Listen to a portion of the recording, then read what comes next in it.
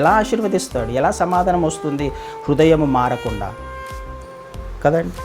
దేవుని చిత్తంలో సంఘము జీవించకుండా తమ ఇష్ట ప్రకారం జీవించుకుంటూ వెళ్తున్నప్పుడు ఏ విధంగా సమాధానం వస్తుంది? ఏ విధంగా ఆశీర్వాదాలు వస్తాయి? దేవుని లేఖనాలు ఏం చెబుతున్నాయో ఉన్నది ఉన్నట్టుగా బోధించని సేవకులు అనేక మందిని మనం ఈనాడు చూస్తున్నాము. కొరింథీయులకు రాసిన పత్రికలు కూడా పౌలు గారు అదే మాట మాట్లాడతారు. 2 కొరింథియన్స్లో 2 కొరింథియన్స్ ఇదొక మాట చదువుకొని ముగించుకునే ప్రయత్నం చేద్దాం.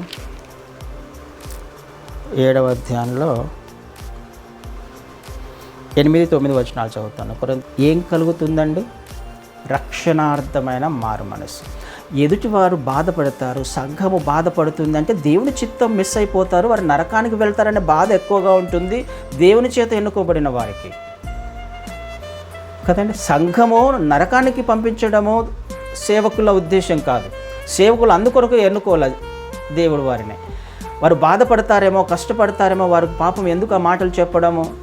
దేవుడు మాట్లాడుతున్నారు, పౌలు గారే మాట్లాడుతున్నారు. మీరు బాధపడినా పర్వాలేదు, కానీ నేను రాసిన విషయము మిమ్మల్ని రక్షణలోకి నడిపిస్తుంది అన్న విషయము నాకు సుస్పష్టంగా అర్థమైంది, అందుకు నేను సంతోషిస్తున్నాను అని అంటున్నాడు.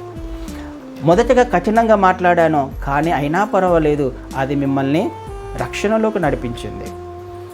నిజముగా దేవుడు ఎందుకు మాట్లాడుతున్నాడో, సేవకుడు ఎందుకు మాట్లాడుతున్నాడో అర్థం చేసుకున్న వారి జీవితంలో కార్యం జరుగుతుంది కదా. అర్థం చేసుకోకుండా తిరుగుబాటు స్వభావం కలిగిన వారు ఖచ్చితంగా నశించిపోతారు కదండి. అవిశ్వాసులైన వారి మనోనేత్రాలకు ఈ లోకాధికారి గుడ్డితనము కలుగజేది. ఆ వెలుగు ప్రకాశింపకుండా, దేవుని సువార్త ప్రకాశింపకుండా గుడ్డితనం కలుగజేసే ఆత్మలను మనం చూస్తూ ఉన్నాం, లేకపోతే సేవకులను, లేకపోతే ఆ విధంగా నడిపించే వారిని మనం చూసే ప్రయత్నం చేస్తున్నాం. ఆలోచన చేద్దాం, సమయం అయిపోయిందిగా చెప్తున్నాను, కానీ సేవకుడు ఎలా ఉండాలి అని దేవునికి ఖచ్చితంగా ఒక అభిప్రాయం ఉంది.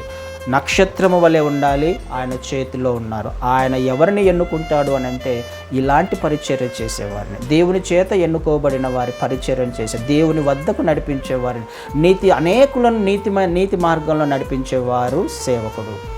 అలాంటి సంఘాల మధ్య ఆయన సంచరించే ప్రయత్నం చేస్తాడు. అలాంటి సంఘాలుగా ఈ చివరి దినాలలో ఉండాలని, ఆ విధంగా సేవకుడు పని చేయాలన్నది దేవుని యొక్క ఉద్దేశము.